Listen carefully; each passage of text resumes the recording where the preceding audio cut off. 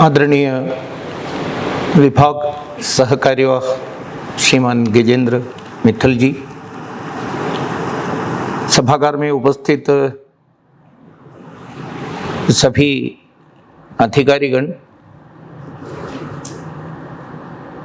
और इस कार्यक्रम के लिए जो अपेक्षित है वो तो सेवा प्रदाता यानी सर्विस प्रोवाइडर्स, उस प्रकार के chartered accountants, financial advisers, company secretaries, ऐसे लोगों को ही यहाँ अपेक्षित है। ऐसे जो आए हुए सभी भाई बहनों, मेरा सभी को विनम्र वंदन।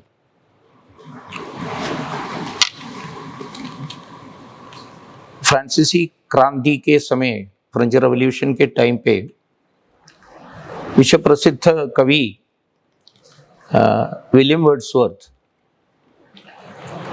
उस क्रांति से प्रेरणा लेकर, क्रांति द्वारा समाज में गए हुए महत्वपूर्ण विचारों से प्रभावित होकर उन्होंने एक कविता लिखी थी। अब ऐसे अभी सीएस में लगे हुए लोग हैं तो भी कुछ लोग जरूर लिटरेचर में ध्यान देने वाले लोग होंगे। और उस कविता का नाम था प्रिल्यूड। प्रिल्यूड एक प्रकार से किसी ग्रंथ के इंट्रोडक्शन के रूप में, प्रीफेस के रूप में लिखने वाला प्रिल्यूड ऐसा कहते, इंट्रोडक्शन कर सकते हैं। Actually Wordsworth was trying to और planning to write a bigger poem, bigger काव्य। उसके इंट्रोडक्टरी कविता इस रूप में उन्होंने इसको प्लान किया था। उस कविता जो शुरू करते हैं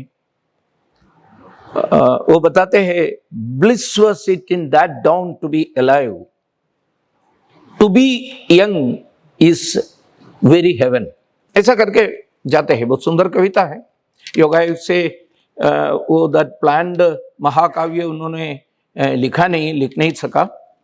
बाद में उनके मृत्यु के बाद ये पूरा पब्लिश हो गया था। व्हाई आई सेड इज, इसका जो पहला लाइन है ना, bliss was it in that dawn to be alive, यानी उस भोर में जीना बहुत आनंद का विषय है, आशीर्वाद का विषय है। And to be young is very haven.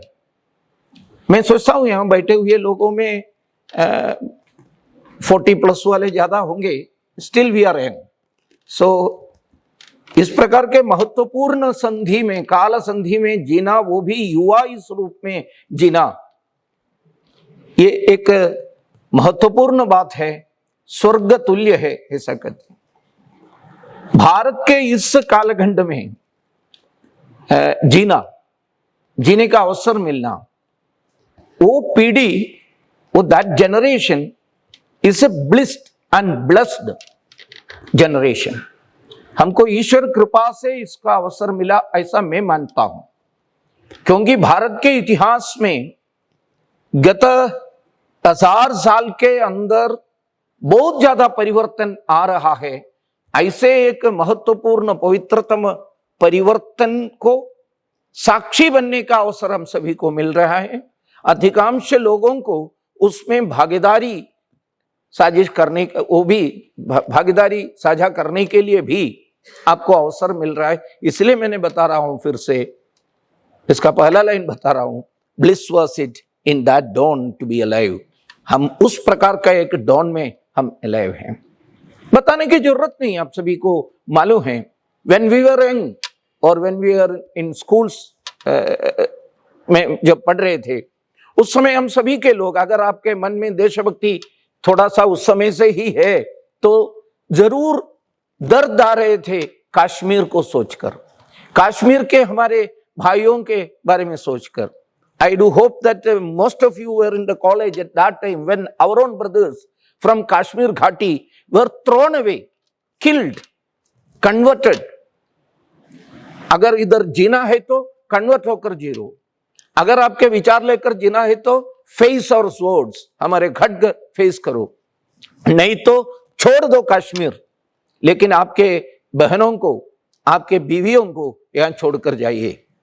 इस प्रकार का जो नारा उस समय कश्मीर के घाटी में खूब चल रहा था, वहां से कितने लोग भाग के आए, कितने लोग वहां उस घाटी में ही उनका जो जिंदगी खत्म हो गया था। वी वर ऑल थिंकिंग, मैं अगेन बता रहा हूं, अगर हिस्ट्री में सही तरह से देखने वाले लोगों के मन में दुख जरूर आए होंगे उस समय, क्या हो रहा है हमारे देश में, कश्मीर के भाइयों को कैसे, इसलिए कैसे हो रहा है ऐसा। कलहण का कश्मीर, जहां शंकराचार्य ने दिग्विजय कर दिया वैचारिक, ऐसे कश्मीर में भारत माता के माथे पर लगे हुए तिलक ऐसा मानने वाला, वो मकुट ऐसा मानने वाला कश्मीर को क्यों ऐसा हो रहा है, ऐसा हम लोगों ने सोचा था। कश्मीर में जो दिए हुए, कश्मीर में कॉन्स्टिट्यूशनली मिले हुए एक आर्टिकल 370 के बलबूते पर ये सब हो रहा है, ये कब हटेगा हम सभी लोगों के मन में, इसलिए मैं बता रहा हूं, सभी लोगों के मन में दुख था। कुछ लोगों ने संघर्ष भी किया, आप में से भी बहुत सारे लोगों ने एक कश्मीर के विशेष दर्जा को खत्म करना है सरकार को, एक देश में दो विधान नहीं चलेगा, दो प्रधान नहीं चलेगा, दो इस प्रकार के दो निशान नहीं चलेगा, ऐसा करके हमने स्ट्राइक भी किया था। But even if we are all striking at that time, even if we are all protesting at that time, in the mind we were thinking whether it is possible or not. Constitution निर्माताओं ने बताया था ट्रांसिशनरी है, temporary है article 370, फिर भी we were thinking whether article 370 हटेगा या न हटेगा, विचार था हमारे मन में। लेकिन इसलिए मैं बता रहा हूं, bliss was it in that dawn to be alive। हमारे कालखंड में हमारे सामने आर्टिकल 370 हटाया है, नामुमकिन ऐसा सोचा था, लेकिन मुमकिन हो गया हमारे सामने, ये हम देख रहे हैं। राम जन्मभूमि कितने साल पहले, 500 साल पहले एक आतंकवादी आक्रांता ने ध्वस्त कर दिया। उनके मजहबी विचारधारा को स्थापना करने के लिए, उनके विदेशी विचार, इसको उस प्रकार का एक फैनेटिक विचार को स्थापना, उसके जीत को हमारे सामने हमको अपमान करने के लिए उन्होंने एक इमारत खड़ा कर दिया on the chest of Bharat माता के मान को एक प्रकार से अभी हमारे जो गर्व के ऊपर चैलेंज करते हुए एक इमारत खड़ा कर दिया। हम लोगों ने संघर्ष किया है। Again I am saying, in your young age और योर चाइल्डहुड, इसमें से अधिकांश लोग उसमें शामिल किए होंगे, मन से कम हम शामिल किए होंगे। हमारे राम जहां जन्म हुए, वहां राम जी का मंदिर कब हो जाएगा। बहुत सारे विरोध कौन करते थे, सामान्य लोग नहीं थे, भारत के सत्ताधारी लोग इसके विरोध करते थे, भारत के सो कॉल्ड इंटेलेक्चुअल्स इसको विरोध करते थे।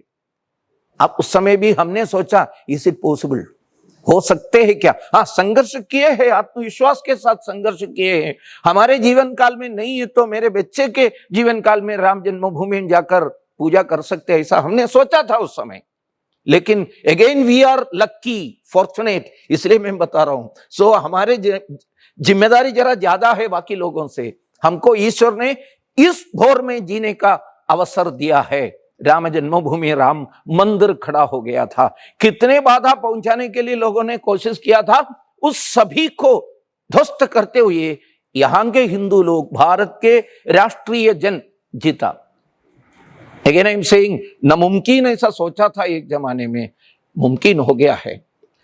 इसके साथ बहने वाले लोगों को इसके महत्व समझ में नहीं आ जाते हैं, इसलिए आप थोड़ा सा बाजू में होकर विचार कर दीजिए, ये प्रवाह कितना जबरदस्त है, कितना पवित्र है भारत का। जमाना एक ऐसा ही था, भारत को आगे बढ़ाने के लिए, भारत के यहाँ के कर्मचारियों को सैलरी देने के लिए यहां के सोने का जो डिपॉजिट सब लेकर गए वर्ल्ड बैंक में गिरवे रखने के लिए। आप तो सीएस रिलेटेड लोग का संबंध है, संबंध मतलब आपने किया ऐसा मैं नहीं बता रहा हूं, आपको मालूम है कितना शर्मनाक था उस जमाना, उस कालखंड। लेकिन अभी हम कहते हैं Bharat now at the 4th place, Bharat पूरे विश्व के आर्थिक स्थिति पर 4था पोजीशन में आए हैं। Being you are all in the economic field accounts के फील्ड में होने के नाते कुछ लोग शायद मेरे ऊपर थोड़ा शक के साथ देखेंगे, फोर्थ पोजीशन पे ऑफिशियली आ गया है क्या भैया? अभी भी 5 है ना, जापान के पीछे है ना, ऐसा कुछ लोग सोचे होंगे। हाँ, टेक्निकली हम थोड़ा पीछे है अभी भी in the real sense of the word, but actually देखा है तो it's a matter of 1 month और 2 मंथ। इसके बाद तो हम जापान को भी क्रॉस करके आगे बढ़ेंगे। विद इन 1 और 2 years we will cross Germany even. क्यों इतना उम्मीद के साथ, विश्वास के साथ कहते हैं? हमारा जो ग्रोथ रेट ऐसा ही है, 6-7% में हम हमेशा हमारे ग्रोथ रेट को कायम रखते हुए आगे बढ़ रहा है। पूरे विश्व कोरोना के टाइम पर पीछे जा रहा था, तब भी वी वर ग्रोइंग और at least maintaining that growth rate. That was a condition. So ये है, हमारे सामने है या आगे है ऐसा कहने वाला जापान का ग्रोथ रेट क्या है? केवल 1%। हमारे यहां के जो डेमोग्राफिक डिविडेंड, यंगस्टर्स का संख्या, वर्कफोर्स का जो संख्या, पूरे विश्व में ऐसा दूसरा देश नहीं है यहां के जैसा workforce, youngsters. We have just entered into our demographic window.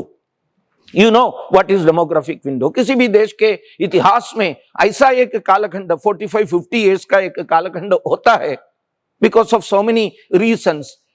Demography में, पॉपुलेशन में सबसे ज्यादा यंगस्टर्स किस कालखंड? वो है ना वर्कफोर्स। वो सबसे ज्यादा जब होते हैं उस काल लगभग 45-50 years अंदाजा होते हैं।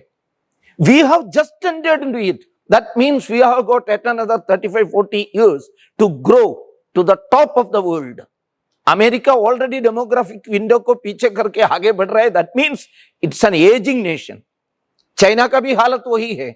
जापान ऑलरेडी एज्ड नेशन बन रहा है, लेकिन भारत के पास ये भी है। हमारा जो आप लोगों का विषय है, आपको मालूम है ये यहां का जो आर्थिक व्यवहार के लिए यूपीआई का, इस प्रकार का ई इकोनॉमिक्स का, ये कैसे पूरे विश्व के सामने इतना बड़ा एक आश्चर्य स्वरूप में आ गया है। ये सब बताने के समय आप लोगों को लगेगा ये सब गवर्नमेंट के कारण आए हुए परिवर्तन है। ठीक है, गवर्नमेंट ने इस प्रकार का सच्चे सही दिशा ले लिया, इसलिए जा रहा।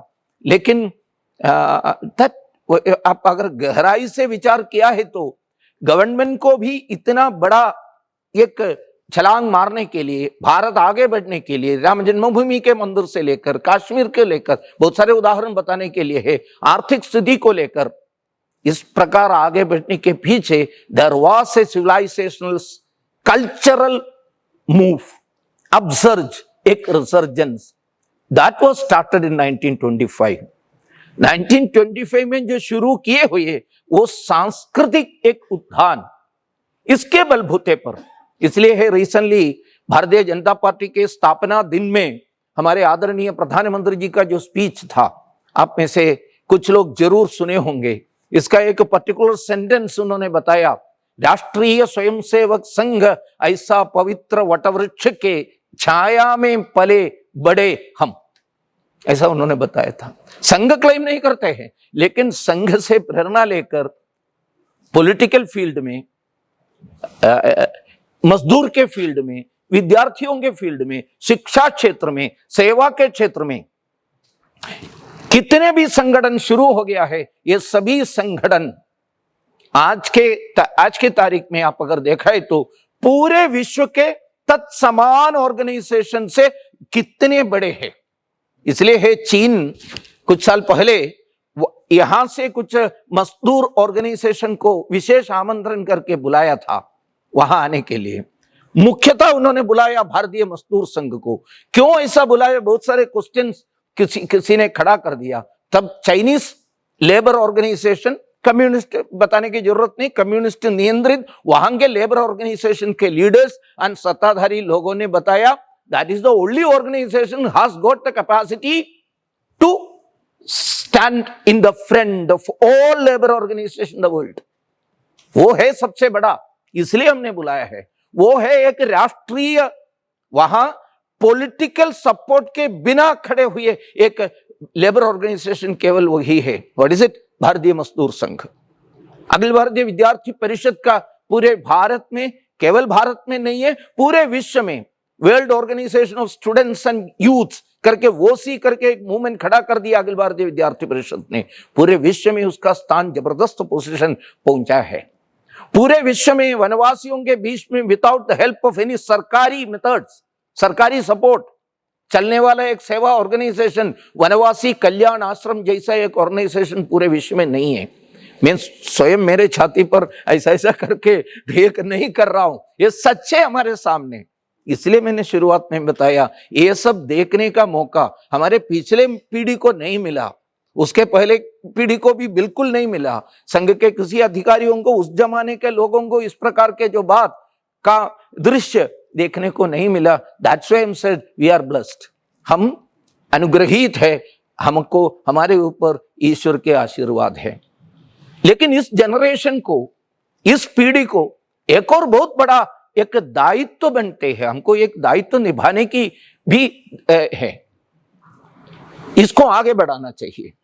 अभी भी ये संघ का काम इतना बड़ा हो गया, ऐसा करने के समय भी हमको रीच आउट करने के लिए बहुत सारे एरिया अभी भी बाकी है। कुल मिलाकर 6 लाख के आसपास भारत के अंदर गांव है।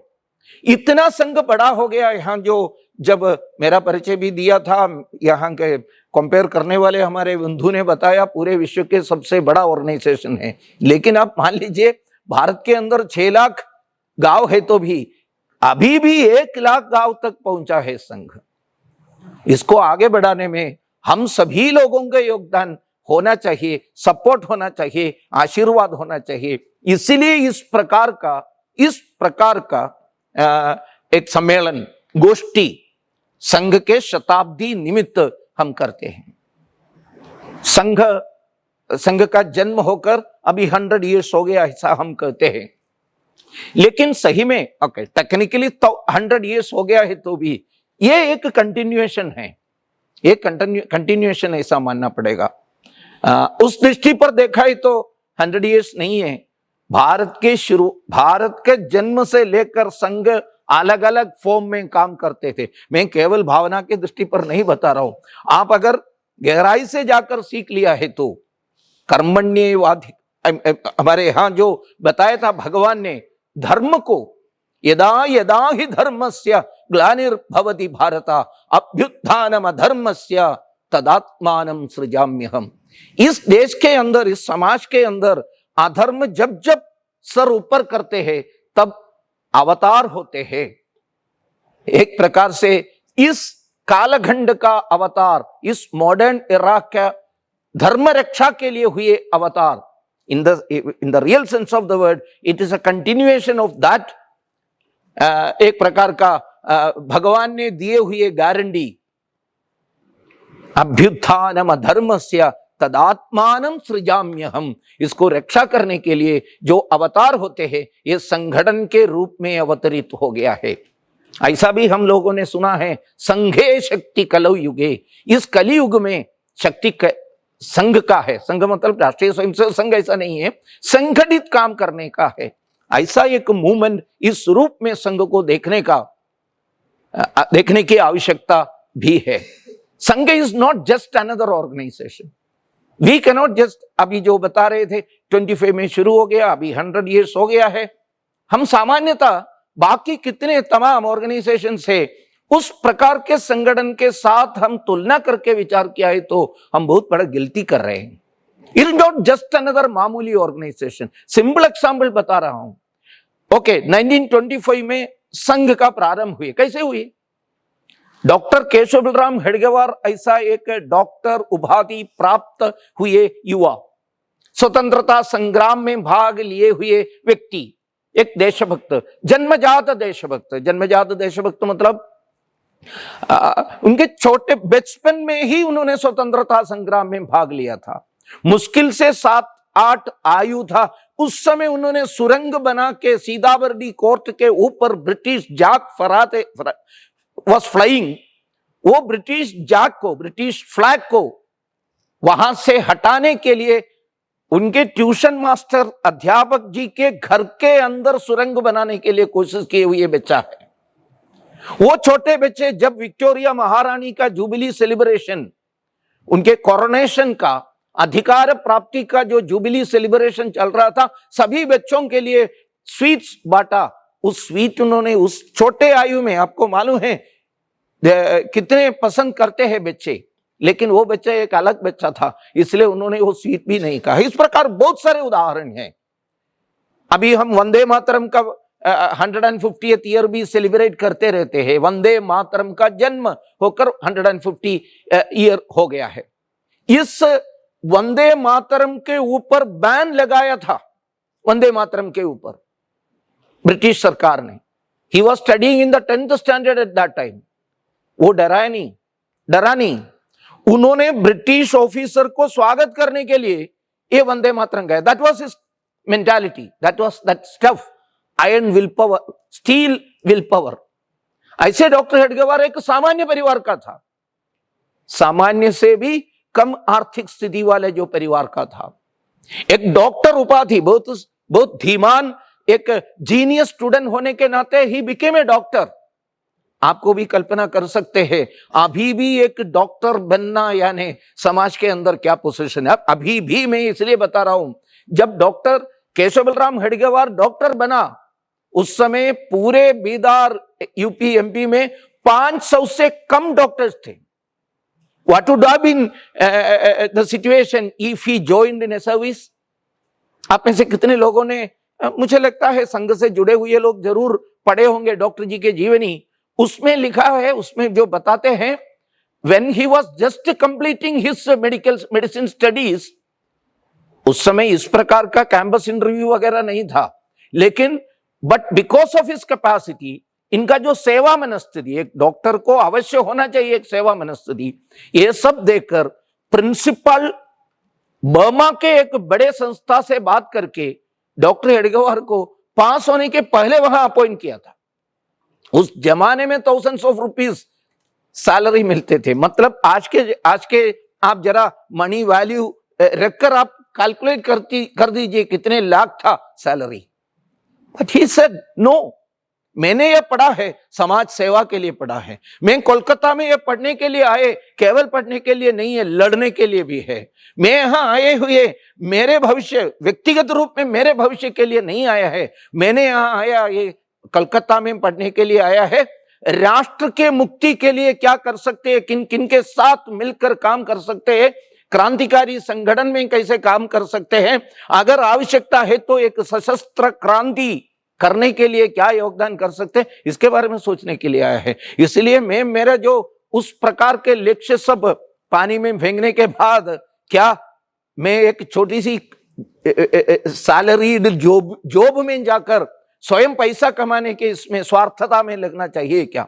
उन्होंने गाया, इस प्रकार के प्रपोजल रखने वाले लोगों के सामने उन्होंने गाया, देश हमें देता है सब कुछ, हम भी जो कुछ देना सीखे। ये समाज, देश, राष्ट्र मेरे को सब कुछ दिया है, सब कुछ, I can not give it back. हम भी सोचना चाहिए इस विषय के बारे में। डॉक्टर हेडगेवार ने बताया, सब कुछ मेरे को देश ने दिया, समाज ने दिया, समाज ने बनाई हुआ इंस्टीट्यूशन में मैं पढ़ा, वहां से पढ़कर बाहर आकर मैं खुद का जो काम करते हैं तो मैं कितना कृतज्ञ है, थैंकलेस ऐसा हो जाते हैं ना। इसलिए I have to learn how to give it back, no matter whether छोटे से है तो भी मैं वापस दे दूंगा, इसलिए मैं नहीं जा रहा हूं। ऐसे व्यक्ति क्रांतिकारी ऑर्गेनाइजेशन में काम किया, इंडियन नेशनल कांग्रेस में काम किया, लोकमान्य तिलक जी से प्रेरणा लेकर काम किया। बाद में उनको पता चला इस प्रकार के क्रांतिकारियों के काम के द्वारा, नहीं तो कांग्रेस उस समय से कितने बदल गया है, खिलाफत आंदोलन के टाइम इस्लामिक तुष्टीकरण में कितने लगे हैं, ये सब देखकर उनको मालूम हो गया आज ब्रिटेन हमारे ऊपर सत्ता कर रहे हैं, कुछ जगह पर पोर्तुगीज कर रहे हैं, कुछ जगह पर डच कर रहे हैं। आगे चलकर ये लोग शायद किसी कारण से बाहर जाएंगे, वापस जाएंगे अपने अपने घर। We have to make sure that no one will shall come again to Bharat. Bharat के ऊपर उन्होंने सत्ता नहीं करना चाहिए। ऐसे स्थिति में भारत को शक्तिशाली बनाना, ऐसा सोचकर क्या कर सकते, इसके बारे में खूब उन्होंने विचार किया। उस विचार करने के समय ही came to a conclusion that एक ऑर्गेनाइज्ड भारतीय सोसाइटी को खड़ा करना, भारत के समाज को संगठित करना। मुख्य प्रॉब्लम क्या है? विघटन है, डिसऑर्गेनाइज्ड सिचुएशन है। जाति के आधार पर, भाषा के आधार पर, पीने के पानी को लेकर भी अलग अलग हो गया है भारतीय समाज। इस भारतीय समाज को संस्कृति के आधार पर जुटाना, ऑर्गेनाइज करना है।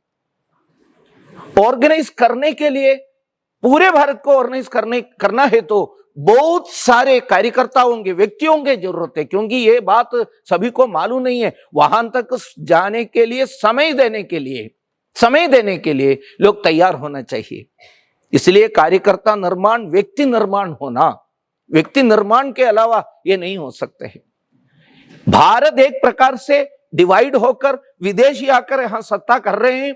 आगे चलकर भी इस प्रकार का दोष हुआ है तो we will definitely go to doom, हम विनाश के, सर्वनाश के तरफ जाएंगे, ऐसा उन्होंने सोचा था। इसके लिए उनको बहुत सारे हमारे प्राचीन ग्रंथ, स्क्रिप्चर्स, भगवत गीता सहित सभी विषयों, सभी ग्रंथों में अपने आचार्यों ने यही बात बताया था। अगर व्यक्तियों के मन को ठीक नहीं कर सकते तो, व्यक्ति निर्माण, मैन मेकिंग अगर नहीं हो सकते हैं तो जरूर उस देश, उस समाज आगे नहीं बढ़ेगा। इसके लिए व्यक्ति निर्माण के लिए कुछ व्यवस्था भी करना, देन ऑर्गेनाइजेशन करना, वो ऑर्गेनाइजेशन के द्वारा पूरा समाज को एकत्रित करना, फिर समाज परिवर्तन के लिए निकलना। इसके लिए अलग अलग ऑर्गेनाइजेशन खड़ा करना पड़ेगा। ये पूरा प्लान उनके मन में था। क्यों व्यक्ति निर्माण के बारे में इतना ज्यादा जोर दिया है? व्यक्ति निर्माण के बिना ये नहीं हो सकता, ऐसा निष्कर्ष पर क्यों आए हैं?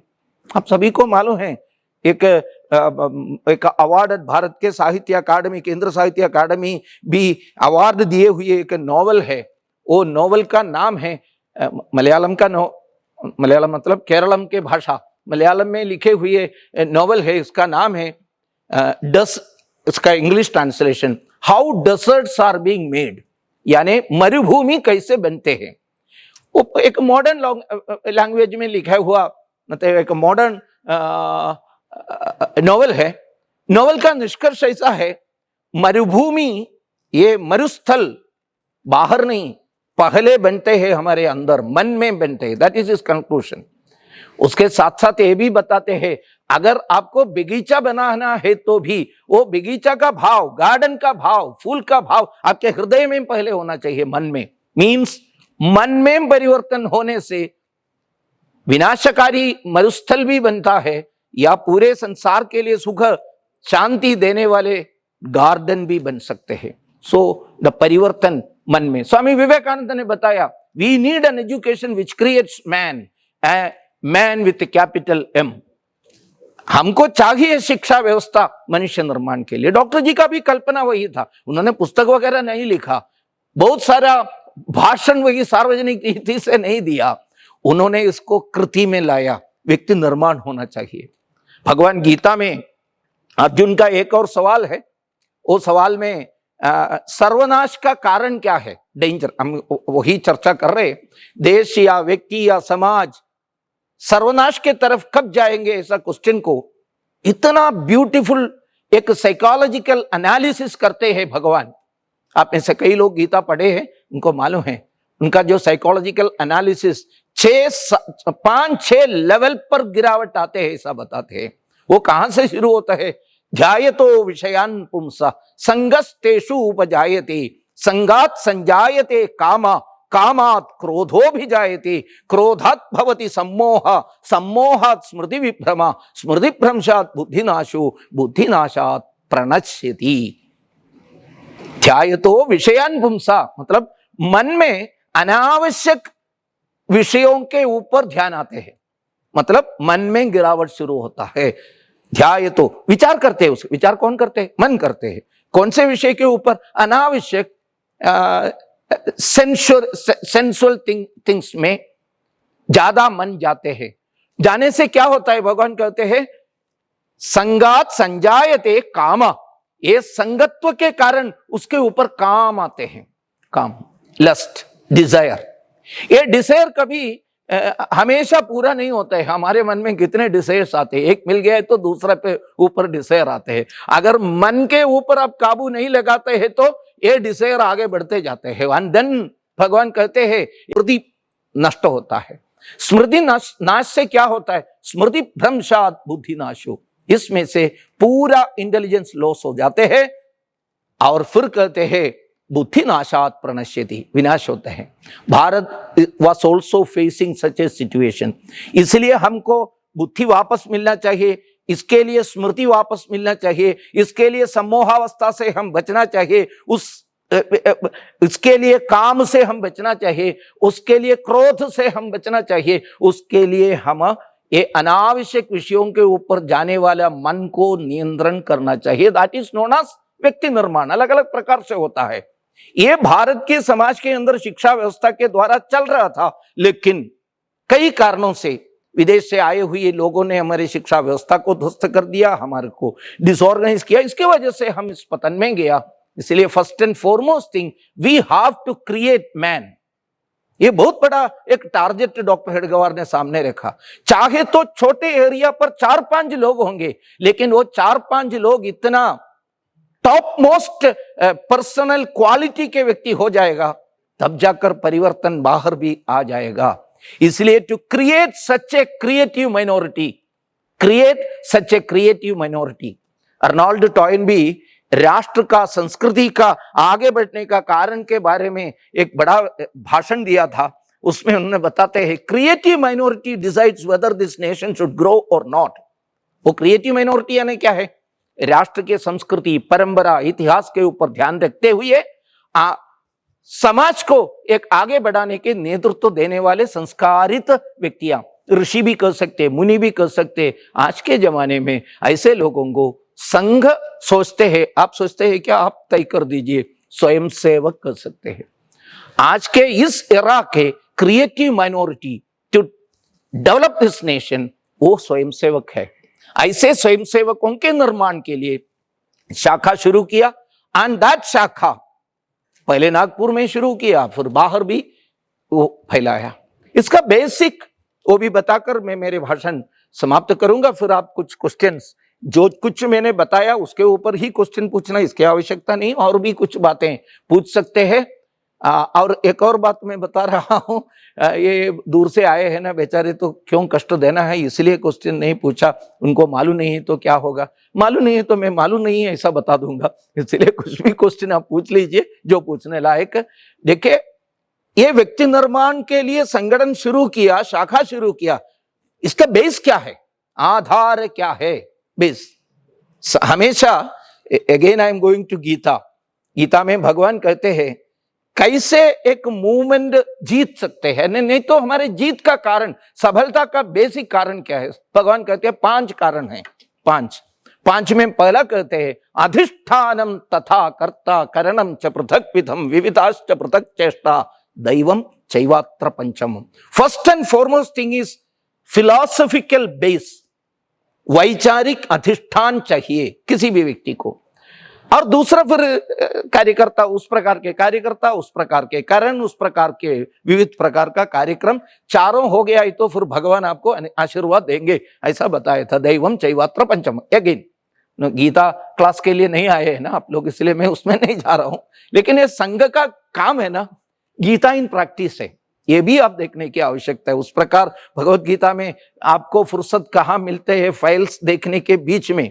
मुझे मालूम है ये अप्रैल महीने के इस अवसर आपके लिए इस प्रकार के मीटिंग के लिए अच्छा टाइम है, क्योंकि थोड़ा फुर्सत मिला है, फ्री मिला है। अभी रेमिटेंस वगैरह तो मार्च 31 को हो गया, फिर जून तक थोड़ा ऐसा मुझे लगता है, पता नहीं मेरे को। एनीवे, वो टाइम में थोड़ा गीता के बारे में और संघ के बारे में सोच लीजिए। अधिष्ठान यानी वैचारिक अधिष्ठान। व्हाट इज द वैचारिक अधिष्ठान ऑफ संघ? It is Hindutva. हिंदुत्व के आधार पर व्यक्तियों के अंदर परिवर्तन करना, हिंदुत्व के आधार पर उस व्यक्तियों का एक संगठन खड़ा करना, हिंदुत्व के आधार पर विविध एरिया पर, विविध क्षेत्र पर काम खड़ा करना, हिंदुत्व के आधार पर समाज परिवर्तन के लिए आगे बढ़ना, उसी हिंदुत्व के आधार पर ही व्यवस्था में परिवर्तन लाना, तब जाकर राष्ट्र के परम वैभव हो जाएगा। ये हमारा बेसिक कंसेप्ट है। What is this Hindutva? इसके बारे में स्वामी विवेकानंद ने एक बार बताया हुआ विषय बताकर मैं बार बार समाप्त नहीं कर रहा हूं, लेकिन इस बार सही में समाप्त कर रहा हूं। स्वामी विवेकानंद ने 1897 में विदेश यात्रा पूरा करके भारत में आ गए हैं। शिकागो में, बाकी भी तमाम वेस्टर्न नेशंस में उन्होंने प्रवास किया। वहां एक प्रकार से प्रचंड एक टाइफून जैसा, स्पिरिचुअल टाइफून जैसा स्वामी जी ने प्रवास किया। जहां से प्रारंभ किया, my sisters and brothers of America से प्रारंभ किया। तब तक लोगों ने सुना था लेडीज एंड जेंटलमैन, सॉरी माता बहनें बैठे हैं, उनके कल्पना में लेडीज आर नॉट जेंटल, इसलिए मनुष्य केवल पुरुष केवल जेंटल है, इसलिए ऐसा वो ये करते। महिला उनके लिए सही में रिलीजियस आधार पर देखा है तो मनुष्य प्रजाति का भी नहीं है। मेरा कल्पना नहीं, उन लोगों की कल्पना है। पुरुष पुरुष के लिए, पुरुष के बाद पुरुष से बनाया हुआ, ऐसा है ना। आदम को जब सोचा है बोर लग रहे हैं, मेरे को एक साथी की जरूरत है, आप क्यों इस प्रकार का एक कष्ट मेरे को दिया है, ऐसा ईश्वर को, खुदा को कंप्लेन किया। पहला पुरुष, पहला जन्म। तब खुदा ने सोचा वो कुछ गलती हुई। Then he asked him to sleep. वो निद्रा में जब गए आदम, उस समय उनके रिब्स का एक हड्डी उठा के, that means from him, for him, after him महिला को बनाए। इसलिए लगभग 150 साल पहले तक महिला को पूरा आत्मा भी नहीं था। वहां बहुत डिस्कशंस करना पड़ा। मॉडर्न एरा पर ऐसा कहना ठीक नहीं है, ऐसा करें, ठीक है, that's not the topic now. That's why ladies and gentleman सुन रहे थे वहां। लेकिन पहली बार उन्होंने सुना, एक सिंह के गर्जना के साथ सुना। स्वामी विवेकानंद जी के बारे में ऐसा कहते हैं, निर्जरा मरणमा ज्वलिक्यम वाग वैखरी गर्जनम, गर्जन करने वाला नरसिंह है स्वामी विवेकानंद। ऐसे स्वामी जी का गर्जन वहां सुना। My sister's and brothers of America, वहां से शुरू किए हुए अपने हिंदू आध्यात्मिकता के जो प्रचार, हिंदू फिलॉसफी का जो प्रचार, वो जीत हासिल करके वो वापस आए। बहुत सारे स्वागत उनको मिला। कोलंबो से लेकर अल्मोरा तक फिर से प्रचंड प्रवास उन्होंने प्रारंभ किया। चेन्नई में आए पहले, कोलंबो से। चेन्नई में स्वतंत्रता संग्राम से जुड़े हुए युवा लोगों के कार्यक्रम में भाग लिया। उस कार्यक्रम में स्वामी जी का भाषण बहुत प्रसिद्ध है, इट इज पब्लिश्ड। उसमें उन्होंने बताया था, my young brothers who are here, sisters and brothers here, you have to be strong enough to shed away the British yokes from your shoulders. आपके कंधे पर पड़े हुए ये ब्रिटिश यॉक्स है ना, इसको दूर फेंकने का ताकत अपनाना चाहिए, ऐसा बताया था। नॉट ओनली दैट, उन्होंने ये भी बताया था, you have to keep all other god goddess का जो फोटोस एंड मूर्तियां पेटी के अंदर लो करके रखिए, उसी स्थान पर केवल भारत माता के चित्र रखिए, पूजा करिए कम से कम 50 साल के लिए। अभी जो मैं जल्दी जल्दी बताने के समय, I don't know whether you have got time to calculate it, ये हुआ 1897 में, साल मैंने बताया था। कितने साल के लिए भारत माता के पूजा, अकेला भारत माता के पूजा के लिए उन्होंने बताया 50 ईयर्स, 1897 प्लस 50। चार्टर्ड अकाउंटेंट्स लोगों को मैं सिंपल अरिथमेटिक सिखाने वाला व्यक्ति नहीं हूं। 1947 कितना एक भविष्यवाणी उन्होंने किया था। लेकिन ये भाषण इतना जबरदस्त भाषण, लोगों के मन में आग लगाने वाला जो भाषण, स्वामी जी का भाषण उस प्रकार का है, ऐसा देने सर्टिफिकेट देने के लिए मैं कौन हूं। बहुत बड़े बड़े विचारकों ने बताया था, Swami ji's words are in the style of music, it is just like Beethoven's music, ऐसा रोमा रोलांग एक वेस्टर्न विचारक ने बताया था। His poems are in the style of marching songs, marching choruses. What shocks, what transport must have been produced when these boiling words were produced from that hero's lips. Romain Rolland ने लिखा था ये सब, रोमा रोलांग और romaine Rowland उन्होंने लिखा था। ऐसे स्वामी जी का भाषण सुनकर उनमें से निकले हुए चिंगारियों से मन के अंदर आग लगना प्रारंभ किया। ऐसा एक युवा उस होश में सब कुछ भूल गया, किसके साथ में बात कर रहे हैं भी भूल के स्वामी जी के पास आकर स्वामी जी को पूछा, स्वामी जी इतने बड़े बड़े बातें बताया, हमारे मन में आग भी जलना प्रारंभ किया है क्या? ये सुनकर मेरे मन में ये शक आ रहे, आप भारत के स्वतंत्रता संग्राम में प्रत्यक्ष नेतृत्व क्यों नहीं देते हैं? अभी भी कुछ लोग संघ को भी पूछते हैं, संघ स्वतंत्रता संग्राम में क्या किया है, ऐसा पूछते हैं। ठीक है, उसका उत्तर अलग है। स्वामी जी ने तुरंत उनके तरफ देखकर ऐसा बताया, yes my boy I shall enter. आपने बताया ना, मैं भी एंटर करूंगा, मैं भी एंटर। उतना मात्र नहीं, I will give you freedom tomorrow itself. कल ही आपको स्वतंत्रता दे सकते, स्वामी जी को कर सकते। ही से एक प्रकार से देखा है तो मैनिफेस्टेशन ऑफ विल पावर है स्वामी विवेकानंद। ऐसे व्यक्ति बताए तो सबको आनंद आ गया, लेकिन वहां रुका नहीं स्वामी जी ने। स्वामी जी ने बताया मैं दे दूंगा, will you be able to keep it. आप इसी अभी के जो हालत में आपको इसको शामिल ठीक तरह से रख सकते हैं क्या, आगे बढ़ा सकते हैं क्या? किसी के पास उत्तर नहीं था, स्वामी जी ने ही उत्तर दिया। स्वामी जी ने बताया, जब एक समाज, एक राष्ट्र एक व्यक्ति के रूप में संगठित होकर उस समाज या राष्ट्र के निर्माण के जो कारण है पीछे, उस फिलॉसफिकल रीजन, वैचारिक तत्व के आधार पर एक होकर आगे बढ़ने के लिए तैयार जब होता है, तब ही उस देश को स्वतंत्रता की अर्हता मिलती है। स्वामी जी ने जो पूछा है उसका उत्तर देने के लिए वहां जो युवा लोग थे, इन किसी के पास उत्तर नहीं था। लेकिन 28 साल के बाद डॉक्टर हेडगेवार ने उत्तर दिया, एक कृति के द्वारा, भाषण के द्वारा नहीं, अगेन आई एम सेइंग, कृति के द्वारा उन्होंने उत्तर दिया। दैट वाज राष्ट्रीय स्वयंसेवक संघ का प्रारंभ हुआ। आधार मैंने बताया हिंदुत्व विचार था। ये हिंदुत्व यानी सिंपली अगर बताए तो स्वामी जी ने ही उत्तर दिया था। इस राष्ट्र के आधारभूत तत्व बनाने का, वो renunciation and service are the national ideals of this nation. If you want to strengthen this nation, strengthen her in those channels and rest will take care of itself. एक प्रकार से संघ का भी मूल मंत्र ये particular quotation made by Swami ji है। राष्ट्र को अगर शक्तिशाली बनाना है तो राष्ट्र के नेशनल आइडियल्स, राष्ट्रीय तत्व को आधारभूत बना के संगठित होना, उसको स्ट्रेंथन करना, रिनंसिएशन यानी त्याग, सर्विस आप लोगों का विषय है, सर्विस यानी सेवा, ये दोनों एक ही है। इसके आधार पर संगठित होना हिंदुत्व का भी सबसे सिंपलेस्ट यानी एक प्रकार के शेक्सपियरियन इंग्लिश हो गया है। मोस्ट अनकाइंडेस्ट कट ऑफ ऑल, ऐसा एक प्रकार का प्रयोग हो गया। लेकिन फिर भी बता रहा हूं, सबसे सिंपलेस्ट और मोस्ट सिंपलेस्ट एक परिभाषा बताते हैं तो दैट इज हिंदुत्व यानी रिनंसिएशन एंड सर्विस। ये है हिंदुत्व। उसके आधार पर संघ प्रारंभ हो गया। उसी सेवा के त्याग के रास्ते पर संघ आगे बढ़ रहा है, इसलिए संघ इतना ज्यादा ग्रो किया है, दूसरा कोई कारण नहीं है। ऐसे संगठन आजकल सभी क्षेत्र में प्रवेश किया है। इसका 100 ईयर में हम महसूस कर रहे हैं। We are feeling that something is going on in our nation, and इस नेशन को, इस राष्ट्र को पूरे विश्व में भी एक स्थान मिल रहा है। Not only because of our economic advancement, it was also because of our civilisational surge. अभी लोग सब देख रहे हैं। इतना बताकर मैं पहला कुछ लोगों को लगा और है, ठीक है, इतना ज्यादा नहीं होगा बाद में। आपको कुछ पूछना है तो इसके लिए समय है। नमस्कार।